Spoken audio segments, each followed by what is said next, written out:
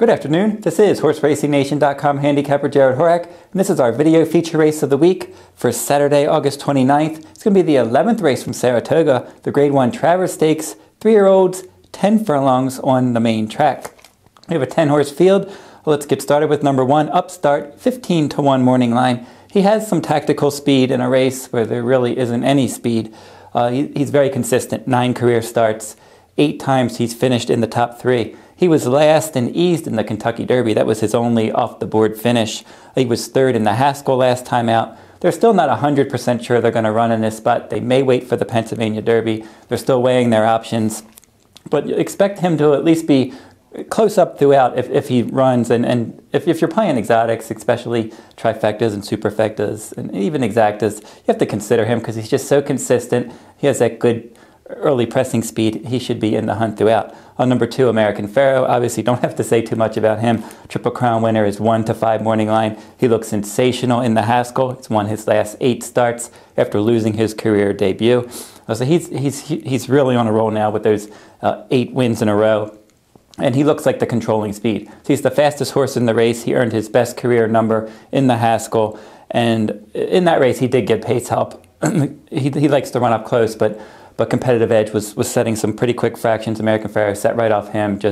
He won as easy as can be. And, you know, when the best horse has a pace advantage, they're going to be doubly tough.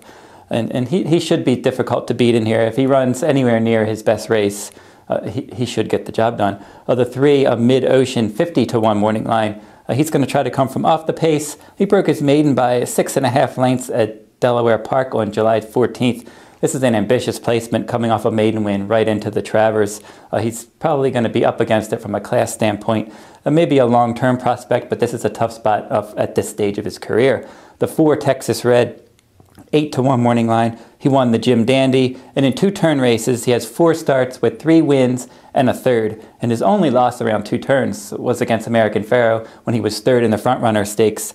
So Texas Reds had to miss the Triple Crown season with a foot issue. He's come back great. They finally were able to get him back around 2 turns in the Jim Dandy. He showed much better positional speed that day, and he's going to need to have that positional speed because he doesn't want American Pharoah to get too far away from him. He has the raw ability to be a big contender in here if he can sit up closer and then sustain his run of that 10 furlongs. I think he's got the ability to do it, and he should offer a bit of value. The 5, FRAMMENTO, is 30-1 morning line. In stakes races, he has 6 starts, no wins, no seconds, and a 3rd. Likes to sit back, make that late run for trainer Nick Zito. He's not going to get much pace help, and he's in a very difficult spot. Of the 6, Frosted, I've always liked this one. 6-1 morning line, and he's another one that has some positional speed. So look for him to try to be at least somewhat close in the early going. 2 starts at Saratoga with 2 second-place finishes, including the Jim Dandy last time out. Now, the Jim Dandy was just a prep. I think Texas Red had more. They really wanted Texas Red to win that Jim Dandy. For Frosted, I think they just wanted to get a good race over the track after the Belmont Stakes and then get him to peak on Travers Day. And maybe they'll be able to do that. Kieran McLaughlin having an outstanding meet. Frosted likes to finish in the money in these stakes races, especially second. He's finished second in a bunch of them. He won the Grade 1 Wood Memorial. He's been second in the Remsen, the Holy Bull, the Belmont Stakes, and the Jim Dandy. Great form all year. He's got that versatile running style, and he should give a good account of himself. Of the 7, Keen Ice, 12-1 morning line. In stakes races, he has 8 starts, no wins, 1 second, and 3 thirds. That second was in the Haskell. The thirds were in the Belmont, and the Risen Star were 2 of them that he ended up finishing 3rd. So he's one that likes to hit the board in these stakes races, and his speed figures are moving up, and he seems to be improving. It's a stretch that he would win the race, but I think the distance certainly won't be an issue. And if you're playing exotics, he could certainly hit the board. The 8, Tail of Verve, 30-1 morning line, another late runner. He was 2nd in the Preakness, 7th in the Belmont, and then he was 6th in the West Virginia Derby. And that Preakness was on that very wet track, and he was there to pick up the pieces and finish 2nd. But since then, he hasn't been able to rediscover that form, and I don't think that he's really going to rediscover it in this difficult race. The 9, King of New York, 50-1 morning line. He's another late runner. He was 3rd in the Curlin Stakes and then 4th in the Grade 3 American Derby in his 2 stakes races. He's up against it from a pace standpoint and a class standpoint. And here, rounding out the field, the 10, Smart Transition, 20-1 morning line for trainer John Sheriffs. This one's interesting. He's got some positional speed, and then he's got that combination of he can show some positional speed and then sustain his run as well. As both of his wins were around 2 turns, so that's a good sign. And he won last time out the Curlin Stakes, a mile and an eighth. He won that by almost 5 lengths. He dominated that race, and he's definitely bred for 10 furlongs for trainer John Sheriffs.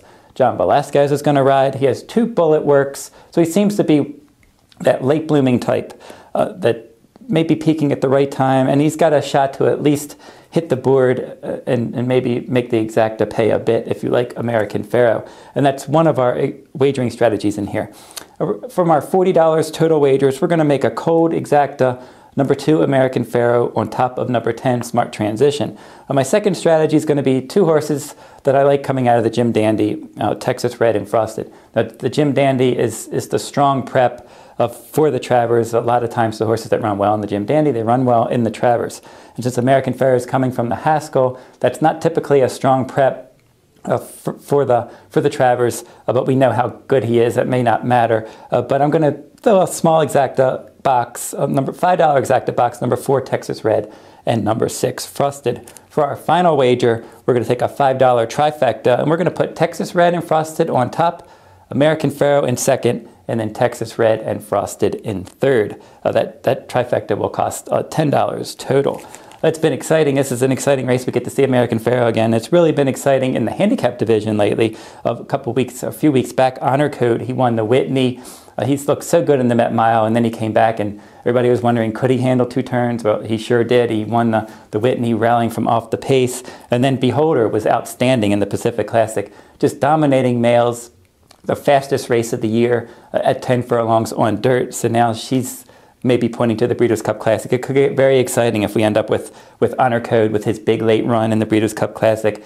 Beholder has a similar running style to American Pharoah, and she's every bit as good as him, and she's been good for years. She's a double Eclipse Award winner. So this could be a really exciting, if they all make it to the Breeders' Cup Classic. But first things first, the Travers, American Pharoah returns. Looks tough in this spot. You can follow Horse Racing Nation and Derby Wars on Twitter. Like us on Facebook. For Derby Wars Travers Day, we have a big $25,000 game. We also have some Survivor games. If you finish first, second, or third, you move on to the next race. Those are very popular.